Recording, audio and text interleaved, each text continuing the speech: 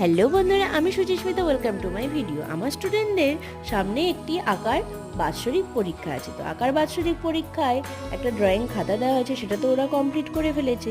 এবার খাতার উপর একটি হাতের কাজ করতে হবে। খুবই সহজ উপায়ে ওকে দেখিয়ে দিচ্ছি, সেটাই তোমাদেরকে কিভাবে করছি না করছি সেটাই তোমাদেরকে আজকে শেয়ার করব। তোমরা প্রথমেই দেখতে পেলে ও বেগনি কালারের কাগজ দিয়ে কিভাবে একটা ছোট্ট সুন্দর জেলি ফিশ করে ফেললো। তারপরে ওকে বললাম যে বেগনি কালারের কালার করে দিতে নিচের দিকে। তারপর দুটো ও পাথর বসিয়ে ফেললো।